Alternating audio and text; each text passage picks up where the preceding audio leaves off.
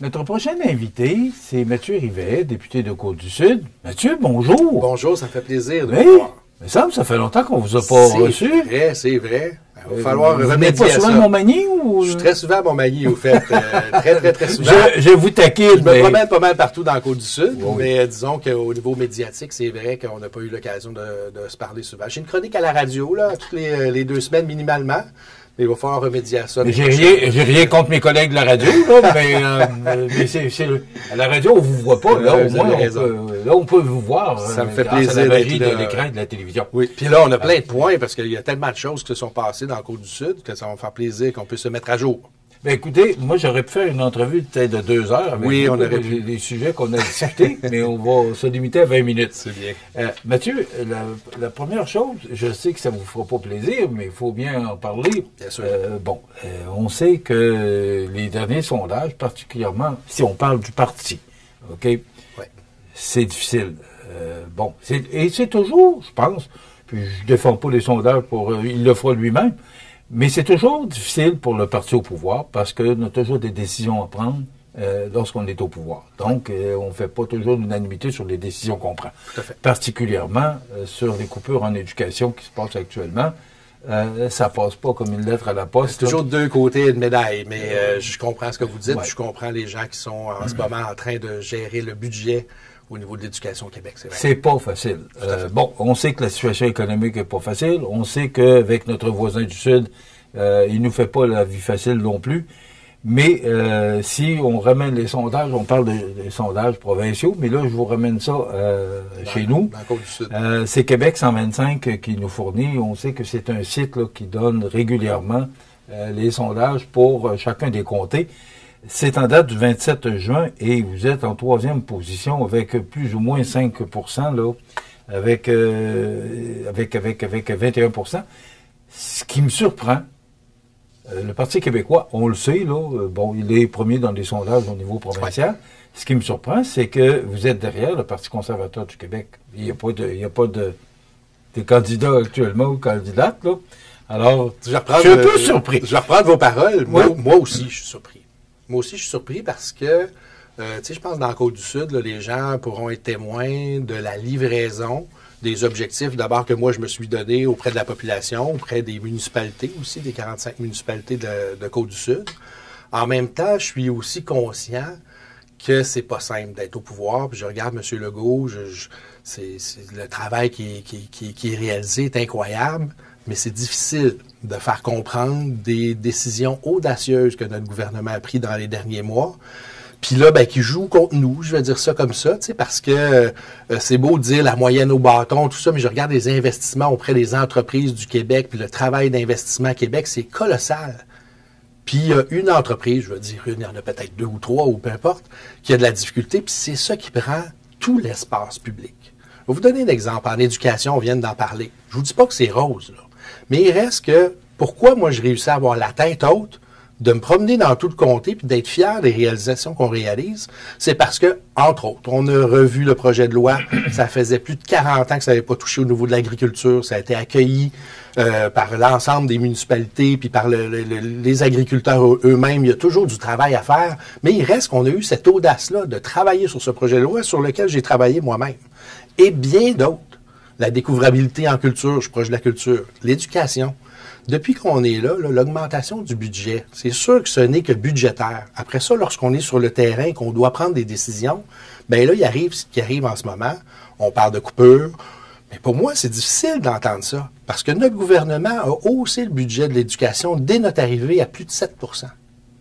Si on prend la moyenne depuis 2018, c'est 7 %, 7 %, 7 %, 7 %. Trouvez un individu ou une entreprise qui est en mesure d'hausser sa capacité de 7 % par année. Moi, je suis fier de ça. Puis qu'est-ce qui arrive en ce moment? C'est que là, on a dit, mais là, le 7 %, il va être à 5 % cette année. Puis c'est ça la coupure. Ce n'est que le 2 % d'une augmentation d'un budget total en éducation. Qu'est-ce qu'on fait? On applaudit puis on dit merci au gouvernement d'hausser un budget comme ça, ou bien non, on parle de coupure de ce 2 %-là d'une augmentation de 5 %. Vous comprenez un peu? Fait que, comment qu'on fait comme gouvernement pour expliquer ça à la population? et de permettre à nos centres de services scolaires de voir combien ils ont eu des ailes depuis notre arrivée, là, on va se le dire quand même, là, il y a eu des hausses de budget, puis là, ça, c'est sans penser qu'on n'en parle plus, mais les hausses salariales importantes qu'on a apportées. Mais si on le fait, c'est parce qu'on croit au milieu de l'éducation, qu'on croit en nos enseignants, mais malheureusement, dans l'opinion publique et dans ce qui est diffusé, parfois au niveau médiatique, c'est pas ça qu'on entend.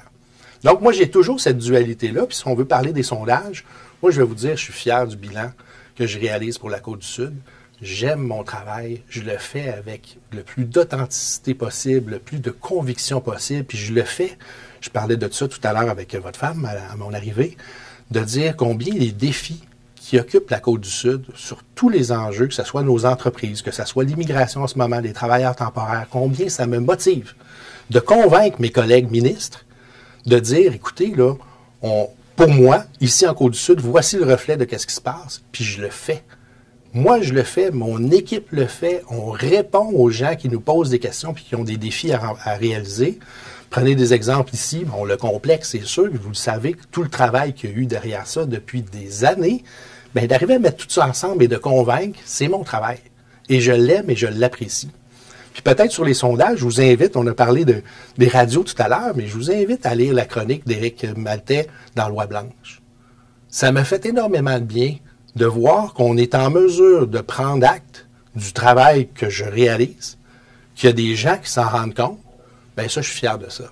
J'étais très, très, très fier de lire ce que j'ai dit dans la Loi Blanche, dans l'éditorial des dernières semaines. On sait que c'est pas toujours facile, la politique. Tout à fait.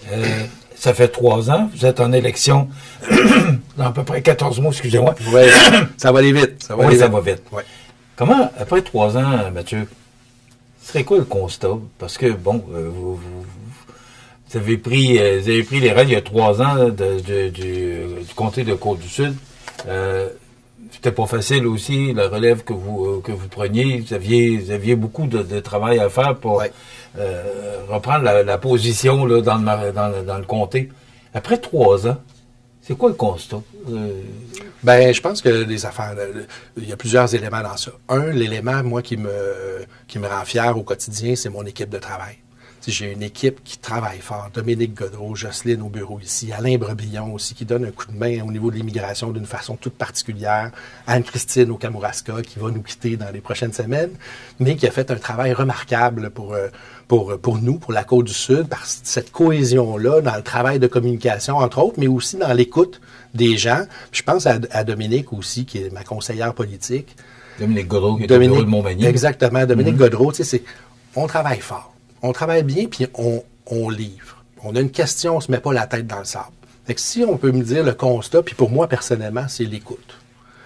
On a des besoins dans le Côte-du-Sud. Qu'est-ce qu'on veut? C'est de l'argent. C'est d'être en mesure de réaliser nos projets, puis d'accompagner au quotidien différentes sphères de notre société. Puis je le disais tout à l'heure, moi, les défis que je vis, là, puis qui font en sorte que peut-être les sondages au niveau national sont comme ça, c'est eux qui me motivent. On vit des situations, la piscine de l'Apocatière, il y en a eu des enjeux un peu partout, que ce soit en infrastructure ou même pour des organismes communautaires. Ben moi, d'être là, hier, je vais vous donner un petit exemple. J'ai été à Saint-Alexandre de Kamouraska parce que j'ai appuyé une résidence, la résidence des aînés, qui avait un défi, qui voulait améliorer le quotidien des 11 ou 12 personnes qui restent là. C'est une petite résidence. Mais si vous saviez la fierté que j'avais d'avoir pu réussir à leur dire, gars, je vais vous aider dans votre défi, puis on va trouver le moyen de l'acheter, le matériel que vous souhaitez obtenir. Ben, mais Mathieu, tout ça, quand on regarde ça, on dit, oui, mais pourquoi? Je regarde pas ça. Oui, c'est ça. Je regarde pas ça. Je ne vais pas passer l'entrevue sur les sondages, surtout pas. Là. Ouais. Mais c'est ça que je dis. La politique, c'est difficile parce que vous me parlez de votre équipe. Vous me parlez de ce que vous avez fait. Oui, le Centre culturel sportif en santé durable, d'ailleurs, Madame Bégin qui nous a annoncé là, que le travail se fait, que le sportif va partir bientôt. Là, on attend toujours des nouvelles. J'ai hâte, mais il y a ça sent bien. C'est ça. Il y a des travaux qui s'effectuent actuellement sur le terrain. Puis elle nous a dit que le sportif allait démarrer bientôt, là, des travaux. Bon, mais tout ça, là, c'est des bonnes nouvelles. Mais quand on regarde ça, est-ce que c'est ça que vous trouvez difficile? Des bonnes nouvelles, je vais te répondre à ça. Oui, c'est des bonnes nouvelles, mais avant d'être une bonne nouvelle, rappelons-nous ensemble à mon arrivée, est-ce que c'était une bonne nouvelle, le complexe culturel et sportif? Vous voulez dire? C'était une bonne nouvelle, ce projet-là collectif que le monde, mais on n'y arrivait pas. il y avait ce défi-là d'être capable de dire, OK, go, on y va ensemble, puis on motive le gouvernement du Québec à prendre les décisions nécessaires pour que ce défi-là, cet enjeu-là, se transforme en positif. Ben moi, c'est ça mon travail. Puis je l'apprécie. C'est le travail de l'éloge. Oui, mais je pense qu'il y a plusieurs niveaux comment apprendre ça. À un moment donné, tu as un défi, tu peux baisser les bras, tu peux être plus fatigué, peu importe. L'île aux grues, là, a vécu son lot, une envie encore, mais son lot de défis. Avec la traverse, entre autres. Avec, ben là, qu'est-ce qu'on a fait? On a travaillé ensemble, on s'est parlé, puis je salue Frédéric Poulin aujourd'hui, où est-ce qu'on a eu un travail, moi et mon équipe au bureau, de réels partenaires pour trouver des solutions, puis s'aider. Je vous dirais, là, puis on y va là, en tranche d'oignon, je vous dirais, mais moi, ça me motive, ça. Ça me motive, pourquoi? Parce que là, ça me dit qu'il me reste 14 mois pour faire en sorte qu'ici, en Côte-du-Sud, reprendre la première position. Puis si je peux aider mes collègues partout au Québec de se dire, hey, on est capable d'aller plus loin, puis je peux vous dire qu'on est plusieurs députés là, à se relever les manches, à vouloir trouver des solutions, puis tout passe par les communications. Parce que je vous avoue que c'est très difficile pour nous de faire en sorte que les bonnes nouvelles qu'on vous partage, entre autres aujourd'hui, et de la fierté que j'ai, moi, de mon bilan, ben, de faire en sorte que ça puisse être mieux connu auprès de la population.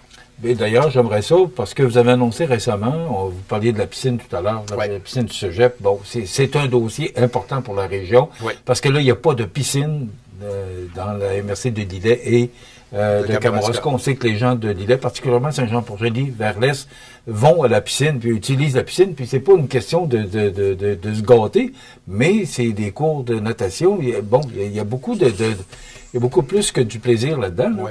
Vous avez annoncé récemment 1 million de dollars. Là, on annonçait dans le bulletin de nouvelles aujourd'hui que M. Généreux va être président d'honneur pour une campagne.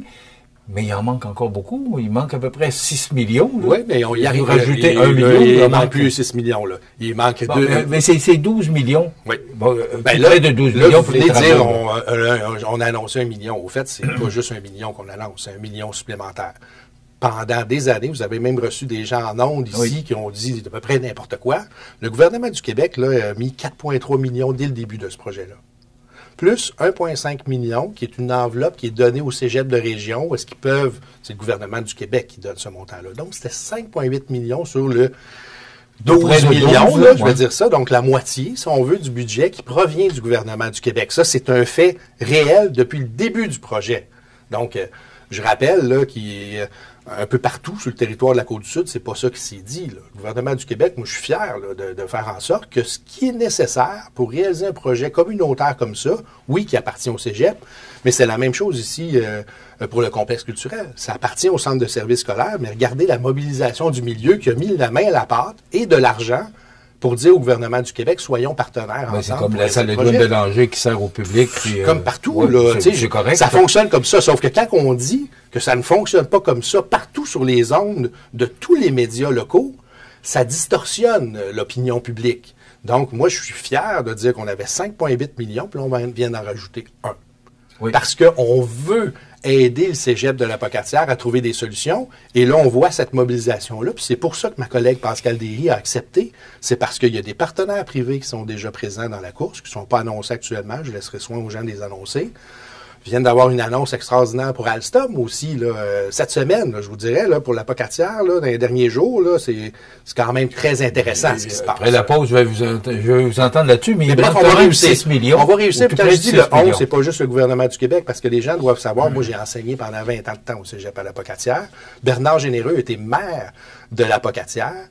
Il a appris à nager dans cette piscine-là. Il partageait ça. C'est pas juste qu'un député fédéral souhaite faire quelque chose. Là. Il est investi d'une façon toute particulière, avec le comité citoyen, d'ailleurs, Sauvons notre piscine, qui ont été, dès le début, ils ont allumé des feux, là. Puis là, ils ont dit, écoutez, nous autres, là, on ne peut pas penser que la Pocatière va perdre cette piscine-là.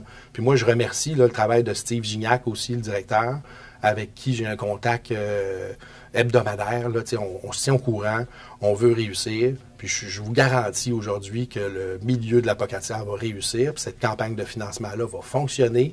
Puis elle va aider tant la Fondation à faire connaître ce qu'on veut faire comme service aux élèves, que le comité citoyen qui mobilise la population pour ramasser 1 million. Mais moi, je vous dis, cet objectif-là, il va être dépassé de la part de la campagne de financement. OK, mais est-ce qu'on est capable, pensez-vous, Mathieu, d'être capable d'aller chercher le montant du financement au complet? Parce qu'il manque tout près de... Là, j'ai plus les chiffres précis, mais c'est tout près de 5 millions qui manquent encore sans parler de la campagne à Bernard. C'est pas vrai, je suis obligé de vous couper là. J'ai le montage financier. Dans ce qui est tout confirmé, il manque 2,9 millions actuellement.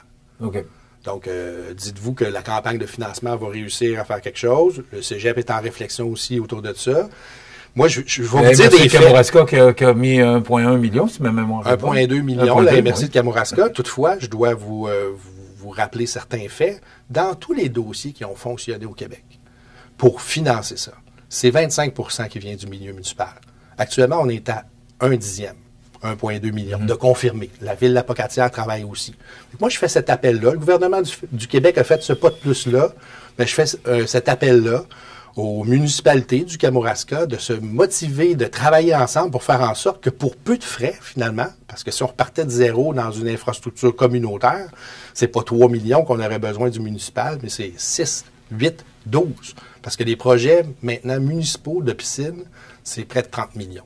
De toute façon, c'est tout à fait normal. C'est que le gouvernement investit, mais la communauté doit toujours, peu importe le projet, on l'a vu avec le centre culturel et sportif. Tout à fait. Il faut que la communauté s'investisse. Oui. Ça passe par là. Je pense que de viser le quart d'un financement comme ça au niveau municipal, c'est la bonne chose là, à faire parce que c'est ce qui a été gage de réussite ailleurs au Québec. Donc, c'est faux de dire que le gouvernement du Québec peut financer une infrastructure pareille à 100 %.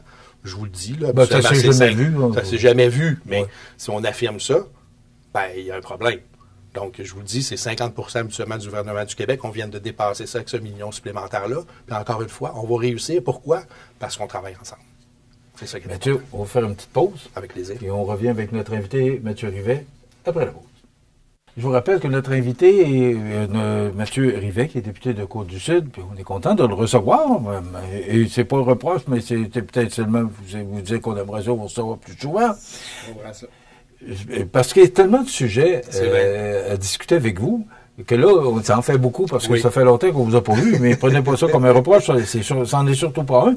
Le contrat d'Alstom, Geneviève Guilbeault, qui a annoncé récemment là que ce projet-là à Québec là, du tramway, ce sont les employés de la Pocatière, d'Alstom à la Pocatière, qui vont le faire.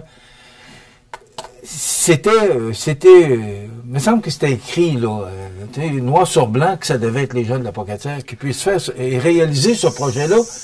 Mais Mme Guilbeault l'a confirmé, puis c'est une excusez, mais c'est une maudite bonne nouvelle. Écoutez, pour moi, là, ça fait des mois que je talonne les équipes, puis Geneviève aussi, qui est venue d'ailleurs 2 fois dans le comté de Côte-du-Sud dans les derniers mois. Là. Un, faire une annonce pour Ville-Saint-Pascal, puis elle est venue aussi là, en janvier ou début février. En tout cas, il y a eu un projet où elle est venue nous visiter, puis tu sais, je suis assez proche d'elle, je vais vous dire ça comme ça. Puis rappelons un peu les faits, là. Le contrat avait été octroyé par la Ville de Québec à Alstom, suite à un appel d'offres. À mon souvenir, ils avaient été les seuls soumissionnaires. Siemens, compagnie qui a pas de lieu d'affaires, de construction au Canada, donc c'est plus aux États-Unis d'ailleurs dans le monde. Pour moi, c'était inconcevable de construire le tramway de Québec sans qu'Alstom soit le maître d'œuvre. Donc, rappelons-nous que la Ville de Québec, face à la réorganisation du gouvernement pour ce projet-là, a donné le mandat à la CDPQ. Fait que là, le contrat octroyé à la Ville de Québec venait de tomber. Et pour moi, ça ne devait pas être si long que ça. Mais c'est toute une question légale, parce que là, la CDPQ a demandé de transformer le projet. Donc, les véhicules, les tramways vont être plus courts. Il y a un volet hybride aussi dans ce qui est souhaité, donc de pouvoir, à des endroits de la Ville de Québec où est-ce qu'on souhaite, exemple, pas couper d'arbres ou que c'est plus restreint comme espace, ben le tramway va pouvoir être autonome. Donc, cette technologie-là, cette façon de faire-là, ben ça changeait la nature du contrat. Donc, il y avait tout un travail légal à faire pour s'assurer qu'on fasse bien les choses, puis qu'on avance plutôt qu'on stagne ou qu'il y ait des problématiques plus complexes finalement à régler. Donc, ça a été annoncé dans les derniers jours, puis je peux vous dire pour la Pocatière, là, oui, la piscine, le million supplémentaire, mais le travail collectif, Alstom qui reçoit d'une façon officielle ce contrat-là par la CDPQ et qu'on confirme ça, le seul hic que j'ai dans cette histoire-là, c'est que c'est une annonce majeure. Alstom, on a eu plusieurs rencontres avec eux. Christine Fréchette est aussi venue faire une visite. Moi, j'en ai fait par moi-même. Je vais vous dire, je suis assez proche là, autant du directeur de l'usine que des gens d'affaires là, chez Alstom. Puis, ils sont fiers. Rappelons-nous que le gouvernement du Québec avait octroyé un prêt pardonnable de 56 millions il y a plusieurs années avec Pierre Fitzgibbon qui avait fait cette annonce-là. Puis ça, c'en est un exemple. Les gens, on parle de Nordvolt puis tout ça, mais ça, c'en est une réussite. Ce prêt-là a permis à l'entreprise de se transformer et d'assurer une stabilité dans l'organisation d'emploi qui n'a jamais été vue par Bombardier ou par... Rappelons-nous, le Bombardier, il a déjà eu 1200 employés, si c'est pas plus que ça. Puis, 6 mois après, il y en avait 200. Puis, imaginez... C'est combien actuellement? C'est 450. OK, puis ça peut l'amener à combien avec... Ben, je pense que leur but, c'est d'avoir cette stabilité-là. Les garder. La façon que je comprenais, puis des discussions, il y a le SkyTrain de Vancouver, il y a des trucs à Toronto aussi. Fait que d'organiser le calendrier de production d'une façon stable, où est-ce que tout s'embrique, puis d'être capable d'avoir une prévisibilité pour une entreprise comme ça de plus de 10 ans. Là.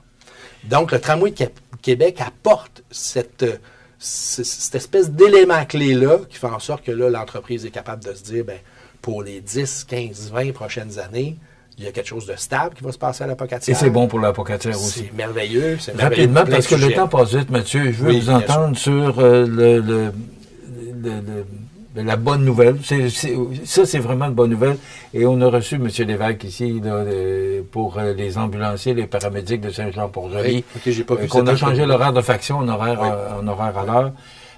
Qu'est-ce qu'il a fait? Parce que ça fait des années qu'on demande que ça puisse se faire. Ça a été fait à Saint-Fabien-de-Panay. Mais là, enfin, ça s'est réalisé parce qu'on parle d'un montant de tout près d'1 million de dollars là, que ça demande. Il ne faut pas oublier que c'est 1 million cette année, 1 million l'année prochaine. Oui. C'est pas juste une subvention pour transformer quelque chose. C'est à vie, là. Mais on a tellement demandé ça pendant des années, Mathieu. Qu'est-ce qui s'est passé qu'on puisse enfin en arriver à un règlement là-dessus et offrir de services ambulanciers adéquats dans la MRC de l'idée? Tout à fait. Bien, d'abord, rappelons que cette transformation-là de l'organisation terrain des paramédics partout au Québec, c'est notre gouvernement qui a mis les budgets nécessaires pour faire cette transformation-là. Puis là, quand on dit les budgets nécessaires, c'est un peu comme la transformation au niveau du réseau cellulaire, par exemple. On ne peut pas demander à l'ensemble du réseau de dire demain matin, on vous change. D'abord, ça aurait coûté dans ce budget-là des sommes pharaoniques et ça aurait été impossible. Pourquoi? Parce qu'il y a toute une formation, ça prend plus d'ambulanciers pour faire un 24/7 à l'heure qu'à faction, puis de réorganiser ce travail-là et de s'assurer qu'il y ait une cohérence d'un besoin réel, d'avoir le temps de l'analyser, etc. C'est ce qui s'est passé. Donc, ça s'est fait par chaque année, le ministre Christian Dubé mettait une enveloppe particulière pour faire cette transformation-là. Ça fait des heureux, ça fait des malheureux, parce que tout le monde veut cette transformation-là, d'une façon, je dirais, toute particulière à Saint-Jean-Port-Joli. Pourquoi? Parce que, on est à cheval entre 2 régions administratives, avec le Bas-Saint-Laurent vers la Pocatière, et ici, vers Montmagny, puis le sud du comté, c'était un besoin, je vais dire, essentiel de faire cette transformation-là. Elle était juste placée dans le temps, puis là, heureusement, cette année, en Chaudière-Appalaches, il y a eu une seule demande qui est provenue du 6, à dire au gouvernement du Québec, ben nous, si on a une, ça ne sert à rien d'en demander 10. Ils savaient qu'il n'y en aurait pas 10. Ils en ont demandé une, celle de Saint-Jean-Port-Joli. Puis non seulement on a demandé ça, mais par le travail, entre autres de M. Lévesque, je vais le dire, de leur comité, de moi, le travail comme député, ça a été encore une fois de démontrer d'une façon factuelle. C'est beau d'avoir les bras en l'air puis de crier, mais il faut d'une façon factuelle, le 6 puisse dire, avec les partenaires, les paramédics, puis par action ici, que c'est un besoin de transformer au complet. Parce que rappelons-nous qu'il y avait déjà eu une transformation. Saint-Jean-Port-Joli, il y avait 3600 heures qui avaient été octroyées à l'heure. Et ils ont conservé ce 3600 heures-là. Et là, on vient d'en octroyer 8760 pour faire la transformation. C'est ce qui coûte 935 000, quelque chose comme ça, dollars par année. Donc, c'est une excellente nouvelle pour nos citoyens. Effectif à partir de quand? C'est là. Je pense que c'est déjà fait. Je me suis donné le mandat d'aller visiter. Je n'ai pas encore fait ça, mais je veux aller rencontrer les gens sur le terrain de Paraction. Non seulement Stéphane Lévesque, mais l'ensemble des acteurs terrain de Paraction. Mathieu, il nous reste 60 secondes. Ça va trop vite. Oui, en quelques secondes. Il va falloir me réinviter. Oui, oui, mais l'invitation tient toujours. Oui. C'est le député qui est peut-être trop occupé. On va travailler. Rapidement, c'est quoi les prochains... excuse-moi? Il nous reste 5 minutes. Ah, ça va bien. Hey, on a plein de dossiers encore. On va faire une pause, puis il nous reste 5 minutes. Ça va bien. Donc. Excellent. Ah, ben c'est une bonne nouvelle. Excellent. Alors, merci, monsieur le régisseur Carbonneau. On va s'arrêter pour une courte pause. Et après ça, on va demander à M. Rivet qu'est-ce qui s'en vient pour les 14 prochains mois pendant les prochaines élections. Alors, on a tassé les commentaires sur l'actualité. On fera ça lundi, parce qu'il y a tellement de choses à jaser sur l'actualité. Mais on a préféré garder notre député avec nous autres parce que il y a tellement de choses. Et là, on va le faire en vrac, OK? Oui. Parce que il nous reste 5 minutes, j'ai pas le choix parce que l'émission se termine dans 5 minutes. Et nos diffuseurs, dans 5 minutes, ils vont nous quitter. Ouais. Bon. D'abord, le dossier d'Îlot Grue. Ouais. On a mis le NM Grue des Îles en cale sèche. Et ça, je l'ai dit en ondes, j'ai pas compris qu'il est en cale sèche tout l'hiver et que là, on prenne le bateau au mois de mai qu'on le mette en cale sèche 5 semaines dans une période très achalandée de l'Îlot Grue.